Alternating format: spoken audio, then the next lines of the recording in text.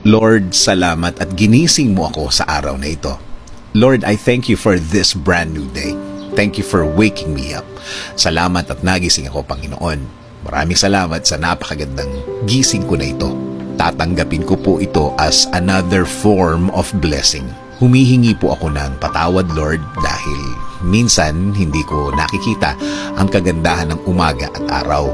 Hindi ko nakikita ang mga bagay na ibinibigay niyo sa akin. Mga bagay na dapat maganda ang effect sa akin. Since na sa problema ako nakatingin, hindi ko po ito lahat nakikita.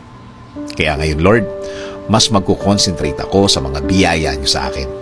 Mas ibubukas ko ang aking mga mata, ang aking puso, ang aking isip. Mas hahanapin ko ang kagandahan ng araw at kagandahan ng sitwasyon. Sa ganda ng mga bagay na inilalagay niyo sa aking buhay. In Jesus' name we pray. Amen.